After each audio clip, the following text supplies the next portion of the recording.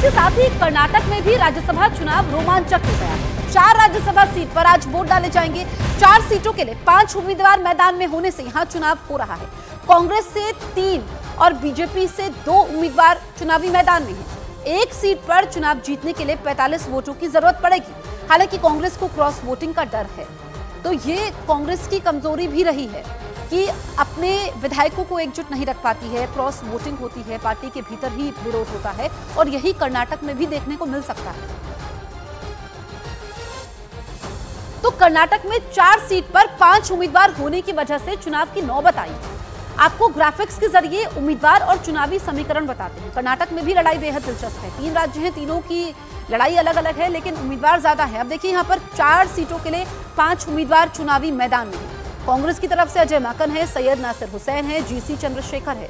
तो ये 4 सीटें हैं, लेकिन उम्मीदवार 5 है। बीजेपी जेडीएस उम्मीदवार, संयुक्त उम्मीदवार जिसमें नारायणा कृष्णासा भांडगे हैं और कुपेंद्र रेड्डी हैं, ये चुनावी मैदान में है। आज यहाँ पर वोटिंग होने वाली है। इसी वजह से वोटिंग हो रही है क्योंकि 4 सीटों के लिए 5 उम्मीदवार हैं और एक सीट जीतने के लिए 45 वोटों की जरूरत पड़ेगी। ऐसे में कांग्रेस को यहाँ पर क्रॉस वोटिंग का डर है और ये देखना होगा कि यहाँ पर कौन राज्यसभा जाते हैं। 4 विधायक कौन से राज्यसभा जाते हैं, तो यहाँ पर भी लड़ाई दिलचस्प है कर्नाटक की अगर हम बात करें। और इसी वजह से वोटिंग की जरूरत पड़ती है कि अगर उतने ही मैदान होते हैं, क्योंकि संख्या बल के लिहाज से होता है, उतने ही उम्मीदवार मैदान में होते हैं, तो फिर वोटिंग की जरूरत नहीं पड़ती है, निर्विरोध वो चुने जाते हैं।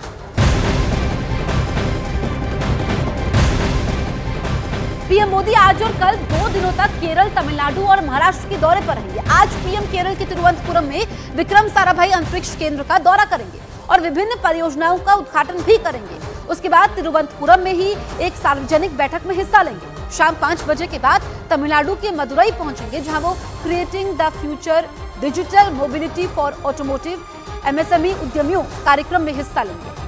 तो विक्रम साराभाई अंतरिक्ष केंद्र का दौरा पीएम मोदी करने वाले हैं। दक्षिण के मिशन पर पीएम मोदी अंतरिक्ष केंद्र में कई परियोजनाओं का उद्घाटन करेंगे।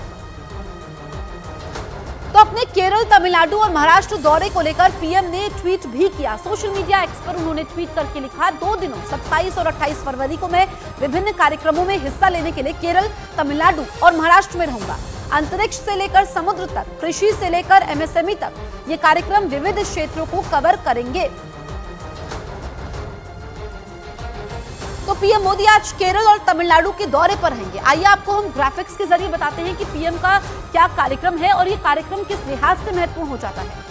सुबह 10:45 पर तिरुवनंतपुरम विक्रम साराभाई अंतरिक्ष केंद्र का दौरा पीएम मोदी करेंगे और उसके बाद कई परियोजनाओं का उद्घाटन करेंगे। तिरुवनंतपुरम में ही दोपहर 12 बजे एक जनसभा को पीएम मोदी संबोधित करेंगे।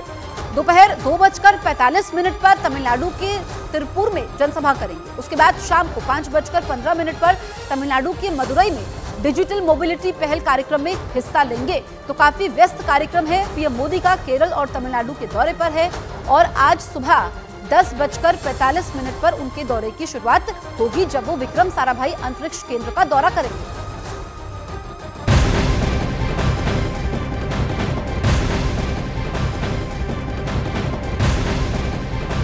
केंद्रीय गृह मंत्री अमित शाह आज गुजरात के दौरे पर रहेंगे। इस बीच वो कई कार्यक्रम में हिस्सा लेंगे। सुबह 10:30 बजे अमित शाह अहमदाबाद में सामूहिक विवाह समारोह में हिस्सा लेंगे। उसके बाद कलोल में कपिलेश्वर महादेव मंदिर में पूजा करेंगे। इसके साथ ही गांधीनगर में विभिन्न विकास कार्यों का शिलान्यास और लोकार्पण भी करेंगे। तो अहमदाबाद में सामूहिक विवाह समारोह में जाएंगे अमित शाह।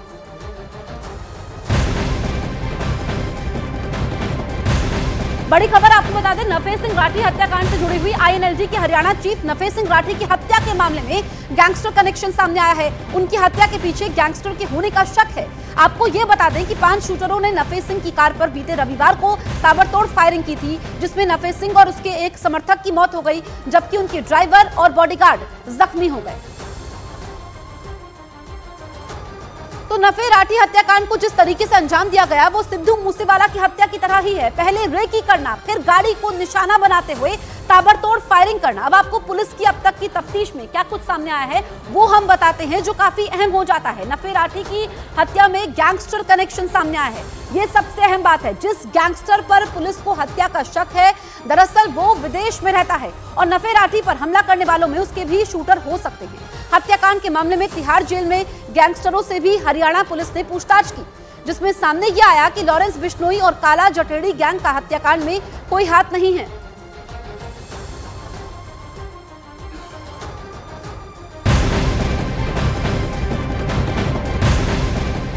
वहीं नफे सिंह राठी की हत्या की जांच अब सीबीआई यानी केंद्रीय जांच ब्यूरो करेगा। इसी के साथ हरियाणा के गृह मंत्री अनिल विज ने नफे राठी की हत्या पर बड़ा बयान देते हुए यह कहा कि आरोपियों को बख्शा नहीं जाएगा। इतना ही नहीं, उन्होंने आरोपियों को सख्त से सख्त सजा देने की बात कही है।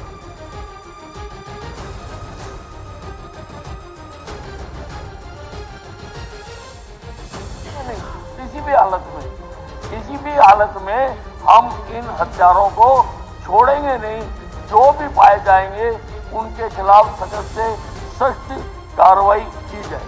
अगर हाउस की तसल्ली सीबीआई इंक्वायरी से होती है तो सीबीआई इंक्वायरी करवाओ। वहीं हरियाणा पुलिस की जांच में हत्या में शामिल 5 लोगों का पता अभी तक नहीं चला है, लेकिन पुलिस को जांच के समय कई दूसरे सबूत मिले हैं। वो क्या सबूत हैं वो आपको बताते हैं। दरअसल कई तरह के हथियारों का इस्तेमाल हुआ है हत्याकांड में, ये सबूत पुलिस के हाथ लगे हैं। यानी आरोपियों के पास एक तरह के हथियार नहीं थे, हत्याकांड वाली जगह से अलग अलग कारतूस बरामद हुए हैं, ये अहम सबूत है। इसके अलावा असल में हत्याकांड वाली जगह से पुलिस ने कारतूस तो बरामद किए हैं, जिससे उन्हें इस बात का पता चला कि अलग अलग लोग इसमें शामिल थे। जांच के समय पता यह चला कि हत्याकांड में फरीदाबाद की एक सफेद गाड़ी का इस्तेमाल किया गया और उस गाड़ी पर जो नंबर लिखा हुआ था वो फर्जी निकला। इतना ही नहीं, पुलिस को जांच के समय एक शूटर का सुराग भी मिला है।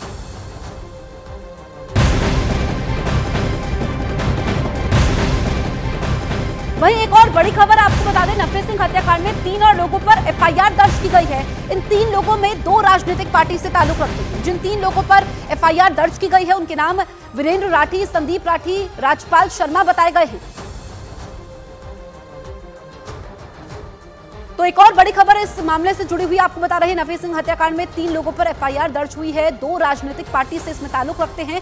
जिन 3 लोगों पर एफआईआर दर्ज की गई है उनमें वीरेंद्र राठी, संदीप राठी, राजपाल शर्मा बताए गए हैं। तो पहले गैंगस्टर कनेक्शन सामने आता है, अब 3 लोगों पर ये एफआईआर दर्ज होती है। दरअसल नफे सिंह राठी अपनी कार से बहादुरगढ़ की तरफ जा रहे थे, तब उन पर हमला होता है, ये भी हम आपको बता रहे हैं। और इस हत्याकांड को लेकर के हरियाणा के गृह मंत्री अनिल विज ने कहा है कि आरोपियों को बख्शा नहीं जाएगा। सफेद कार में सवार 5 बदमाशों ने उन्हें घेरा था। फरीदाबाद की गाड़ी का इस्तेमाल होता है और जब नंबर की जांच होती है, जो ये सफेद गाड़ी दिखा रहे हैं, दरअसल नंबर की जब जांच होती है तो वो फर्जी पाया जाता है। अब 5 बदमाश इसमें होते हैं जिन्होंने गोलियां बरसानी शुरू की थी। 3 लोगों के खिलाफ एफआईआर दर्ज हुई है जो 2 राजनीतिक दलों से ताल्लुक रखते हैं। उधर नम आंखों के साथ